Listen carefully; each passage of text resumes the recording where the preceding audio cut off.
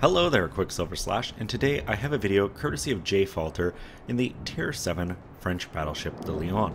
And this ship is a popular one.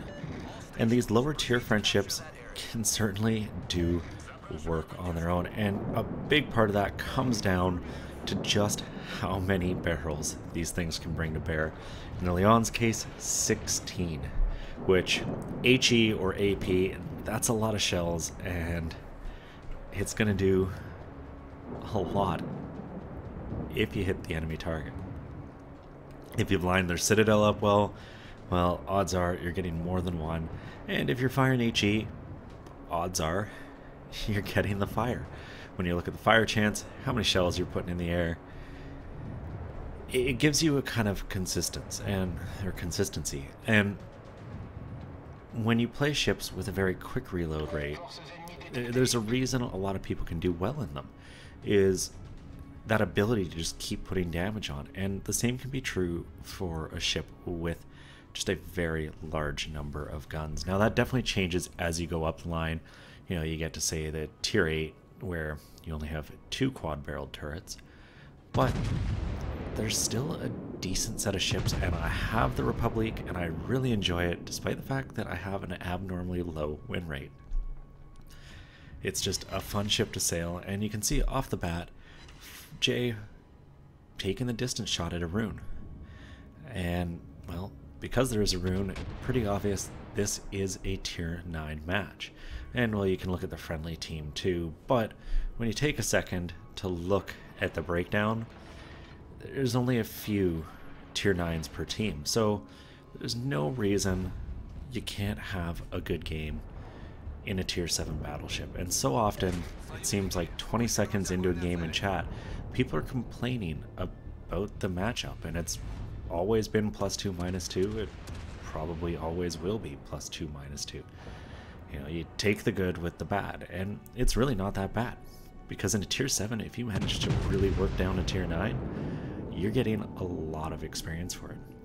Now, the other thing, because Jfalter is a tier 7, there's no huge need for him to do a whole ton right off the start. You know, the 8s and 9s, the bulk of the team, they need to get themselves in there. They need to make their ships count. If you're rolling in at the bottom tier of a match, you can't sit back and do nothing. But you have a bit of time. You can wait for some of that initial engagement to happen before you really need to force yourself in there and make yourself known. And, well, Falter's doing that. He's found a nice little island here, sit behind, and lots of ships sit here, and is just shooting at the targets that present themselves broadside on. Now, not a ton to that Amagi, but so far, 13,000 damage in. Not bad, and this Kronstadt sitting broadside on, in reverse. This needs to be a shot that counts. And, well, it's gonna come down a decent chunk to RNG. First shells are in the air. They're not looking bad, and look at that horizontal dispersion. You know, one shell almost hitting the bow, some of them basically hitting the stern of that enemy ship, and sadly, the Kronstadt gets away with it. At the longer ranges, almost the max range of this ship, you know, at low tier, you just don't have necessarily the accuracy you wish you did. That said, still slowly putting damage on the board, and 2 enemy ships already dead. That said, the enemy team has managed to capture A, which can be a very difficult cap to take control of on this map.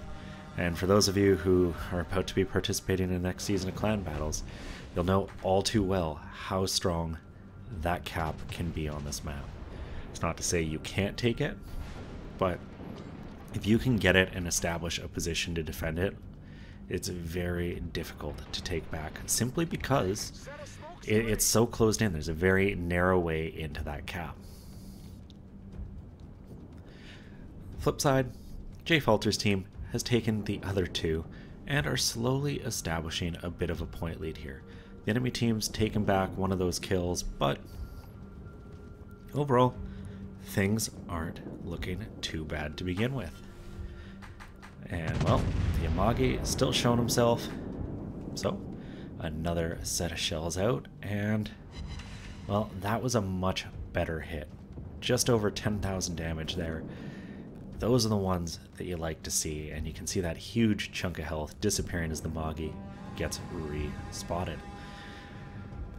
And you can see Jay is just looking around, trying to find the ships that are giving him the best broadside and really using AP. And you see a lot of these Lyons firing HE. Just as many shells as you've got, you're bound to get the fire, and particularly at range. It's what a bunch of people I have found do, and it can work. And there's definitely a place for it. Even here, I would argue Jay could very effectively be using HE. With these ships popping in and out of detection so momentarily, you know, getting a fire and having some of that tick damage is definitely worth something. Now, tough decision here. That Amagi has grounded and is reversing. And despite the fact that the Amagi is still targeted, pretty confident that was all fired at the Alabama. The way he was leading looked like a shot at the Alabama. And I think Jfalter really just expected someone else to hit the Amagi. So he chose not to take the long-range shot, feeling, hey, you know, 12 kilometers away, ship's closer. Someone's shells are going to beat mine there, and it's going to waste the volley. So he fired at the Bama, and he made it count. He did a good chunk of damage to the Alabama. Sadly, no one shot the Amagi. So, as he reloads, despite the fact the Amagi has healed, Jay drops a nice set of shells in. And with the way things are starting to play out on this map, now I would really be starting to think. Jay's got a good spot behind this island, but you don't want to be sitting around the whole game. You know, there's times to do it, but most of his team is sitting up here, and you can see the enemy team, they're taking B.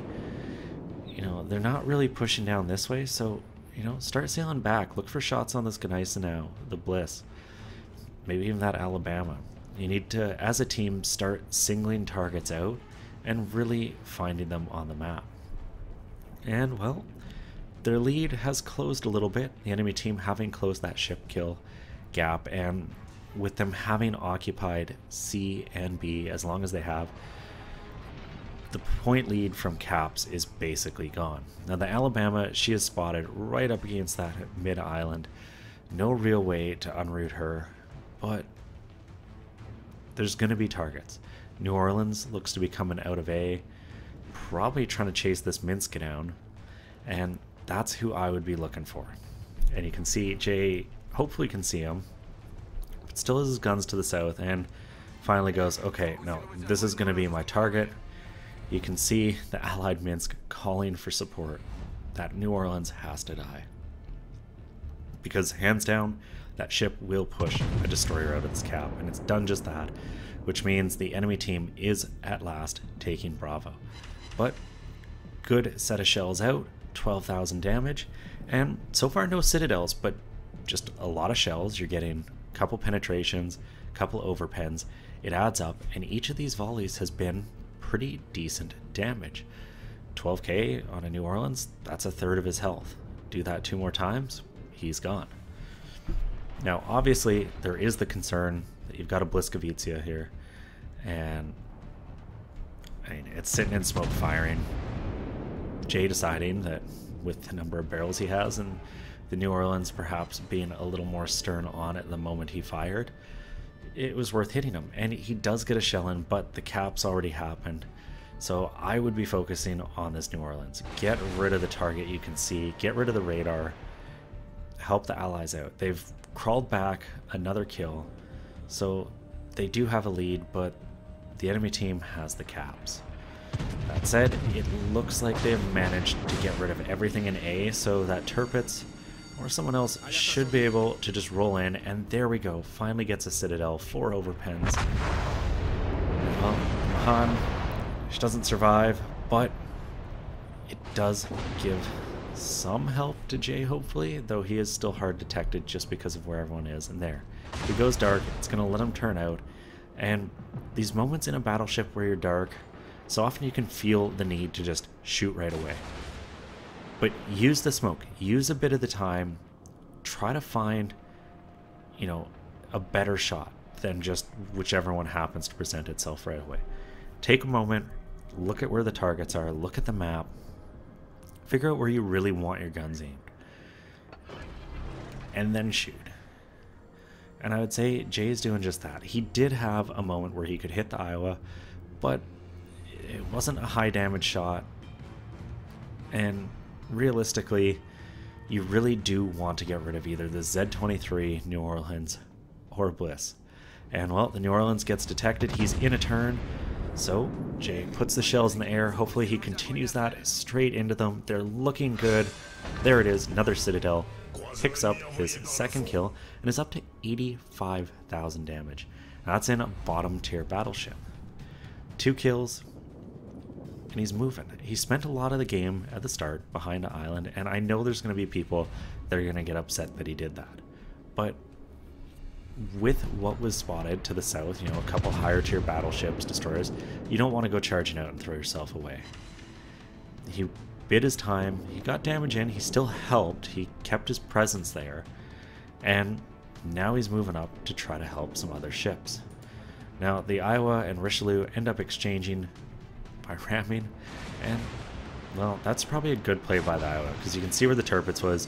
He was definitely getting into spot to throw some torps in the water at that Iowa, and that would have finished him off.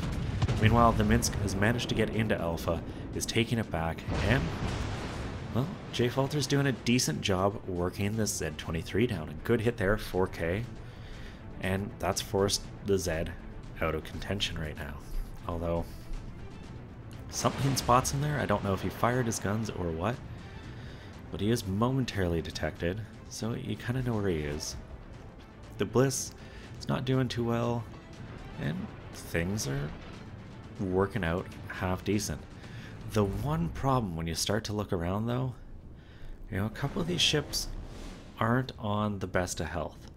You know, you've got 2 up in the north here that between the pair of them wouldn't survive a volley.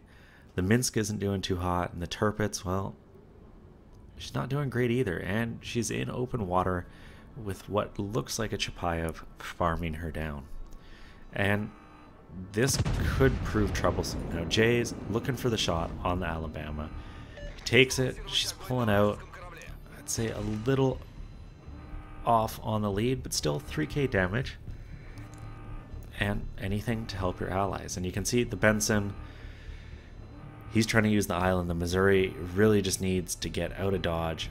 He has used a damage control, but that's still very low health. This game could turn around in a hurry. That's always got to be something in your back of your mind when you're playing. Now, unfortunately, looks like the helmsman got a little bit drunk there. Jay sailing and kind of grinding up against the coast here.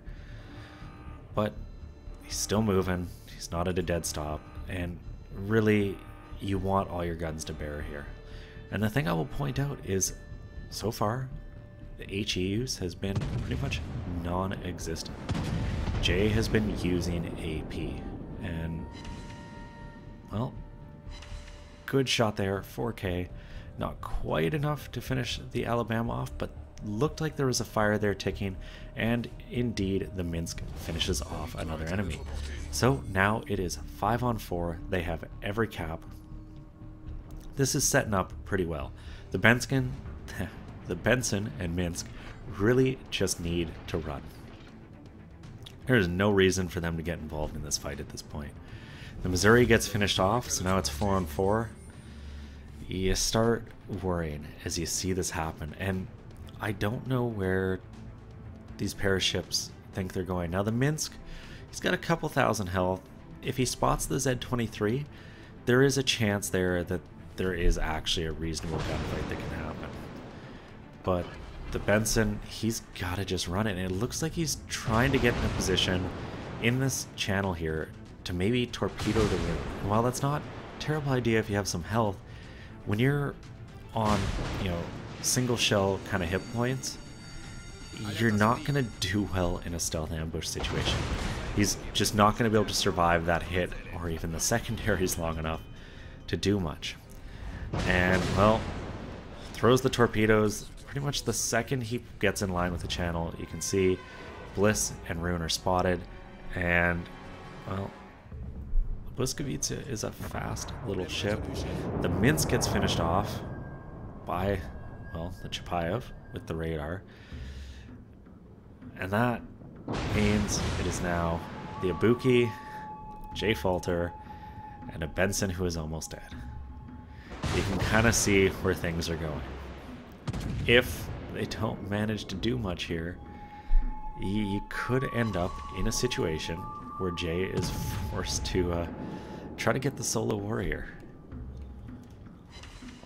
Which, as a tier 7 in a tier 9 game, you know, that'd be a great feeling if you wind up, but also just horrible that it wound up there. I know the other night playing, we had a game should have been in the bag. Like, huge kill lead, huge health lead, and cap lead.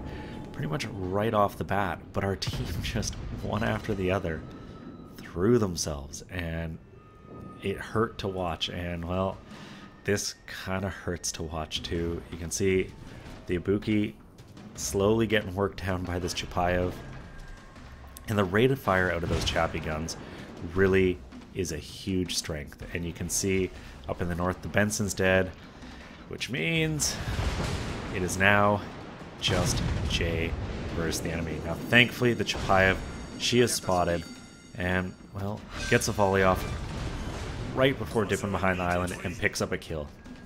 A great start to carrying this game out with the win. And, well, you know where two of the enemy ships are. And Jay's in a tough situation here. Because he is spotted, there's no way he's never not going to be spotted. He's kind of got to be aggressive here. Running isn't going to work. And, well, you're wondering where the Z-23 is behind him. We knew it was on the other side of the island because we had some shells coming over it, being blind fire. And, well, we have a good idea where the Rune is. The Bliss, obviously, in the smoke. So everyone is in close. They do have a mild point lead. And really not the hit you wanted there. Much better with the second volley. 5800 picks up the Confederate. And, well, the other thing is, if Jay can pull this off, he's probably walking away with a Kraken as well. And arguably, he should have no issue killing this ring. And sailing perfectly broadside on, not really maximizing his armor. Good hit there. Pretty much all he needs. One more set of shells. It's another ship gone. So now we've got a Z-23 and a Qckslvrslash. And, well, the Bliss is really going hard in the paint. You can see Torps kind of coming every way, and it's pretty obvious who Jay wants here. And at that kind of range, I think the Bliss is just trying to charge in for a Torp volley. I'm not sure what he's thinking, because Jay still has 2 repair parties, and honestly, I'd be all over that. There's no sense in a situation like this bluffing your health. And, well, not great out of the main batteries. Hopefully the secondaries can do some work. And I love to see him checking his shoulder. And the Zed did just get spotted on the map. So we know where everyone is. You can see, spins around, gets an idea of the health. Okay, the Z-23 almost dead. This Bliss pretty much dead. And really just in the worst spot. I have no idea what he was thinking. There's the Kraken. Got about 130 point lead, which means with about 120 points to go in the cap, he should win by cap if need be, but there's also less than a minute left. And, well, bit of a fat finger on the rudder there. I think he was focused on dodging one set, and he got that repair party just in time. He's going to be okay. And really, with the number of torpedoes that just sailed by, there's no way the enemies are going to carry this one away. Even if they manage to instantly get the cap right now, they've got to close 100 points in 20 seconds. Not happening. You can see the enemy team kind of being like, nice throw. And it really was.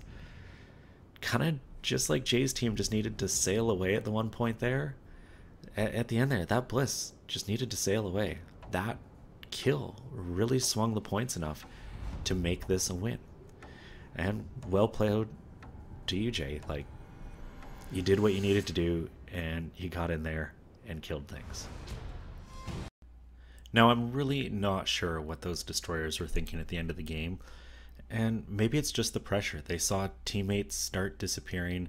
Jfalter started taking some ships out, and they went, "Oh God, we got to kill this guy," and just kind of went a little crazy. Particularly that Bliss.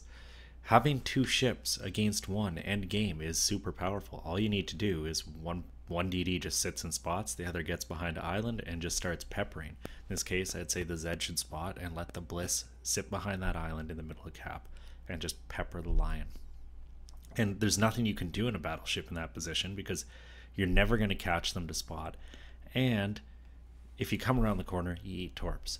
Either way, though, doesn't matter. Falter did it. 142k.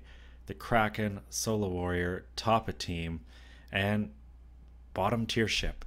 So often people complain in this game about, oh, this matchmaking's completely unfair. Well, Falter just showed you can do it. And the way you do it is playing a little conservative at the start. Not super conservative. You can't take your guns out of the match. You can't sail to the corner and hope your team starts to win it. And then as the game goes on, start bringing your hit points in. Start switching out for your tier 9s who have probably taken a bit of a hit. Really draw the attention to you and try to work down those beat up opponents. Anyways, Jfalter, thank you very much for a great game. You don't see a lot of Solo Warriors, even fewer in battleships, I'd say.